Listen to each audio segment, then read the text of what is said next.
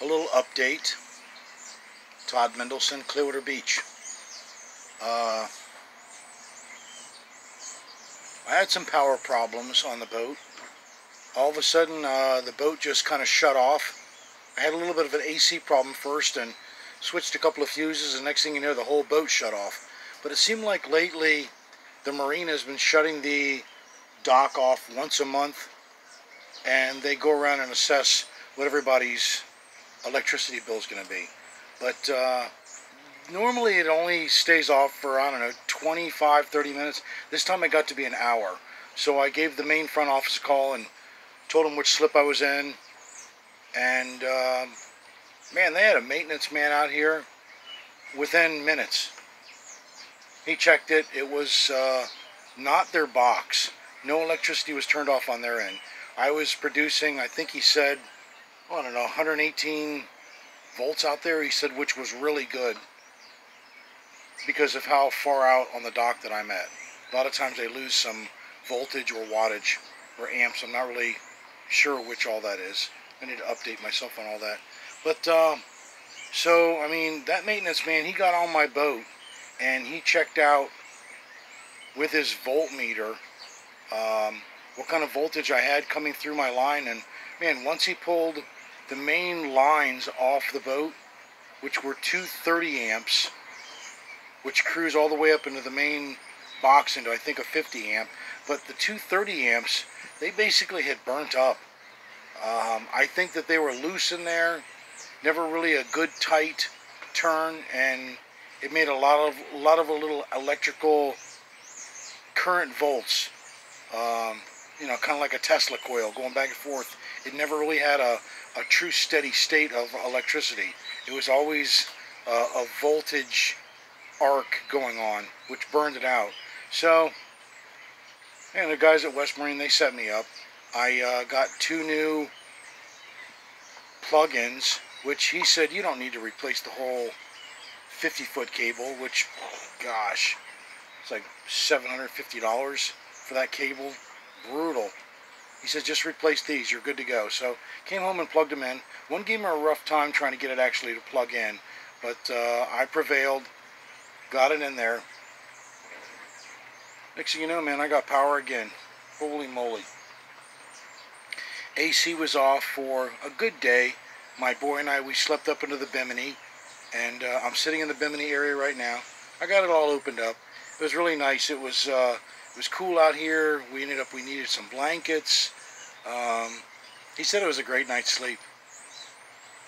Cameron Dean Mendelsohn. Alright, so that was just a little bit of an update. So we had a little bit of a power failure, but prevailed and figured out why. My AC's been working and not working. Mainly the time that it's working works great, but then all of a sudden we get a Triple H signal, which means that you've got a water blockage somewhere. So at this point in time, I'm learning that very well. All I do is go around to each AC unit and I listen to hear if I hear the compressor running or not. And if I don't hear the compressor running, I feel the air coming out. And if it's just like blowing air, not cold air, but air, I know we got to plug in that one.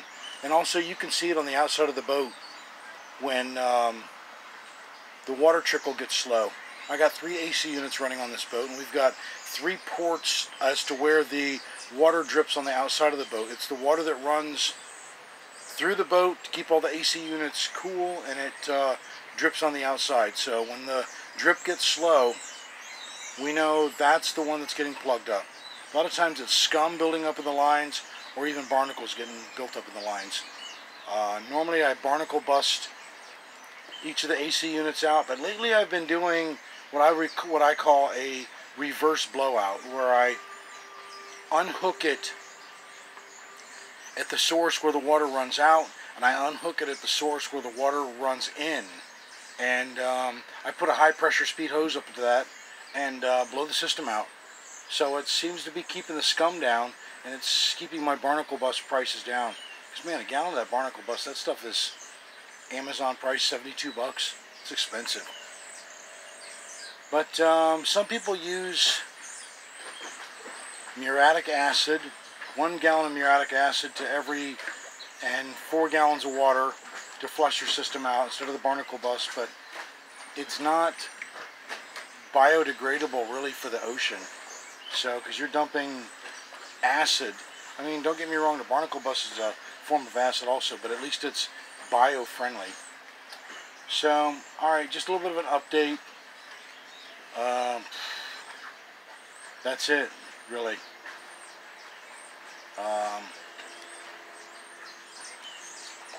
The only other thing I have to say is, it's amazing that you could check up on so many people all day long. Keep checking on them, keep checking on them on a daily basis. And it's funny how they never check up on you. Very rarely ever does my phone ring. Nobody ever checks up on me. I got demons in the closet. I got skeletons in the closet. Not really, but I've got problems. I've got things on my plate, but nobody cares to check up on me. But you know, you start to really know who your friends are. Anybody else in that situation? You keep checking up on people. Something tells you to check up on them. So I check up on them.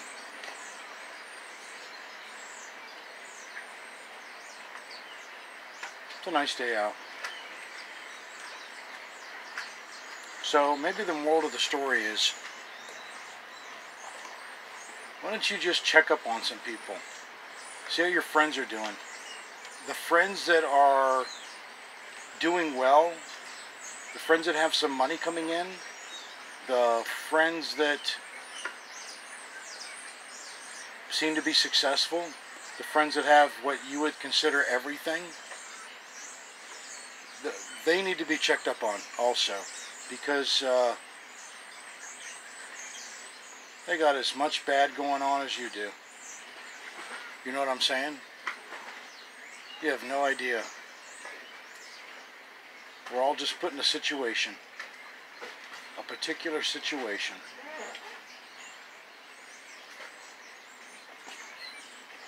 Alright, well, that's it. I'm going to sign off. Good day. Good day, Tampa Bay. Alright.